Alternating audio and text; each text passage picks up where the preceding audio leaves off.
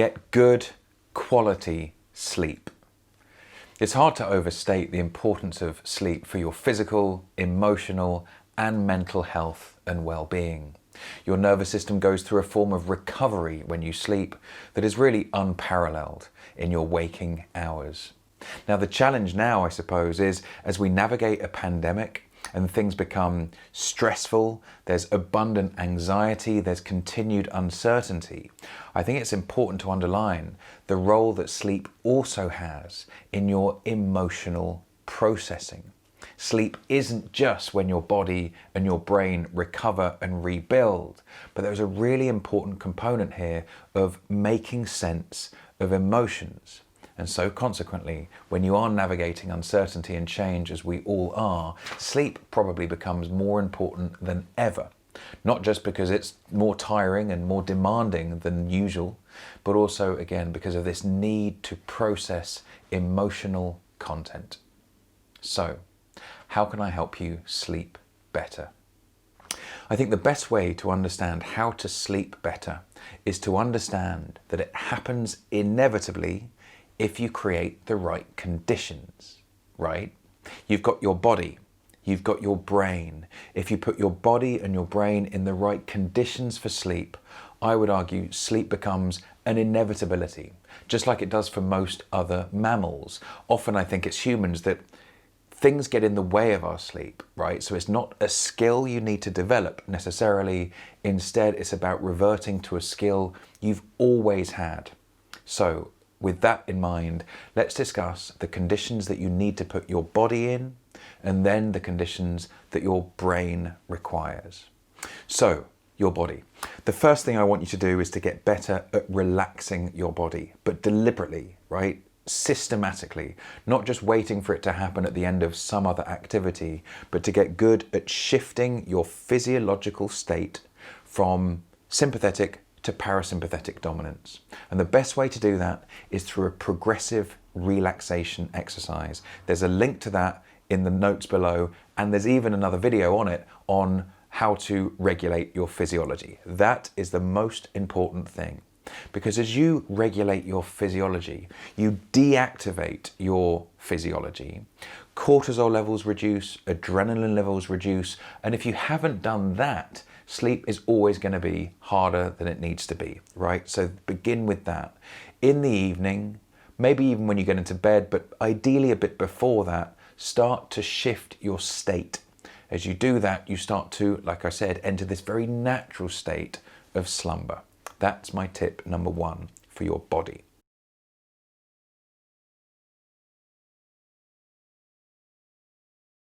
Tip number two for your body, eliminate stimulants. Now that probably sounds obvious. You know the risks of drinking caffeine too late, right?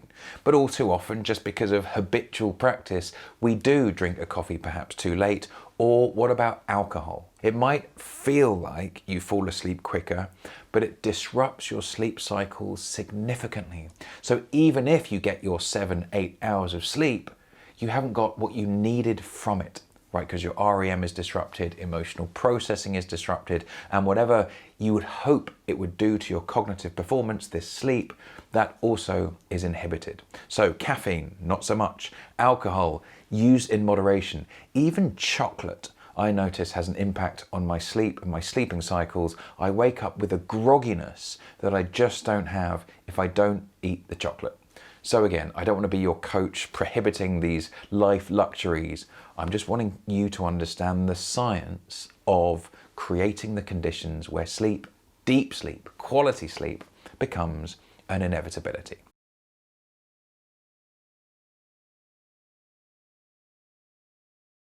And now tip 3, lower your core temperature. Simple thing here, when you fall asleep, your core temperature drops significantly. It really plummets. And so what you can do as a hack is to start that process before you even get into bed. So it could just be being aware of your environmental temperature. It could be noticing your core temperature and starting to bring that down, or think the other way around, to be very wary and ultimately avoid activities that elevate your core temperature too late. Eating food too late can be risky in that regard, and the same as exercise. Of course, exercise is important, but be careful if you do it too late into the evening. While it might feel great, the risk is it elevates your core temperature and then again delays sleep onset.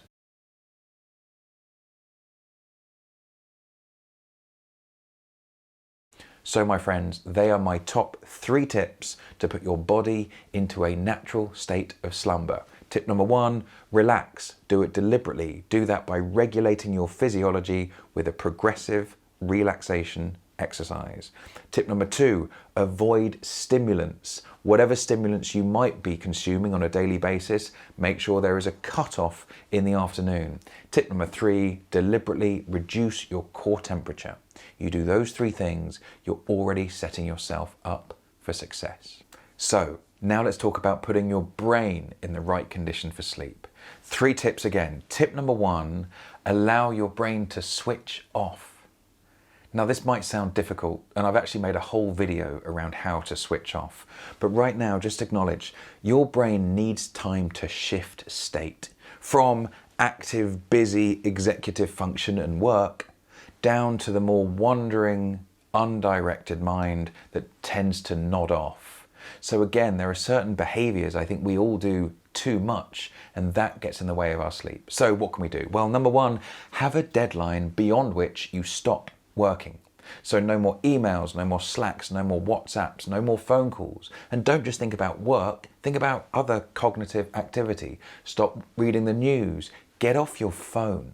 Because think about it, any activity on your phone, even stuff that might feel quite nice, like casually looking at, I don't know, Instagram or some other social channel, while it might make you feel good, it's keeping your brain alert and active, right? And that needs to stop.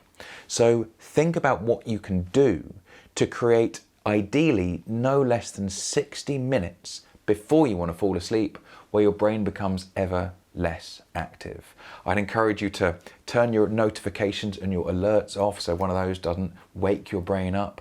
I'd even encourage you to get your mobile phone out of the bedroom. Now, if you use it for an alarm clock, buy an alarm clock. But I really think even just for a couple of weeks to regain your relationship to sleep, get all devices out of the bedroom, and you might be amazed at how much your sleep comes back for you. So that's the first piece, right? Give your brain time to shift state. Allow your brain the downtime it needs for sleep to become an inevitability.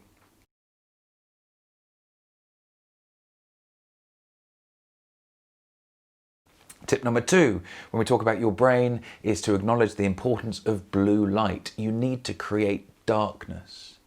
Now, one way to think about that actually is to increase your light exposure during the day. So, easy tip here, just try to get outside more during the day. Not only is it good for things like exercise and kind of, just fresh air and being outside is good for us, but it increases your blue light exposure, and then when it becomes darker, your nervous system has more of a message that it's now time to fall asleep. And then make sure that your room is completely dark. Again, stop using devices with artificially lit screens, because that's the equivalent of telling your brain that it's daylight and it should stay awake. So that's my tip number 2, create profound darkness.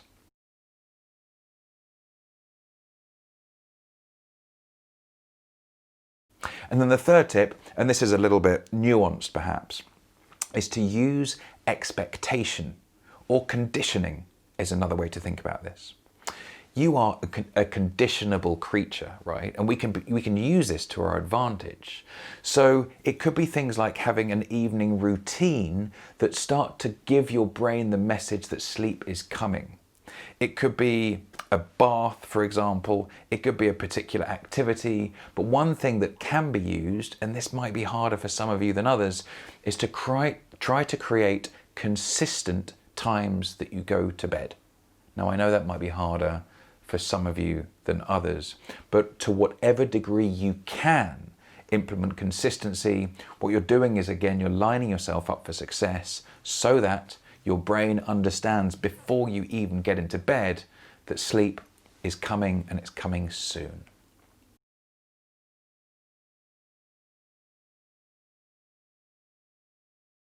So they're my top 3 tips to put your brain in a good state for sleep. Tip number 1, let it switch off. Give it downtime, stop working, stop using your phone for at least 60 minutes before you get it back into bed. Number 2, create profound darkness, the absence in particular of blue light. And tip number 3, create expectation. Use conditioning, create a routine so that you start to give your brain the message that sleep is coming before you get into bed. So, my friend, there you have it. You want to sleep well, get good quality sleep, create the right conditions, your body and your brain.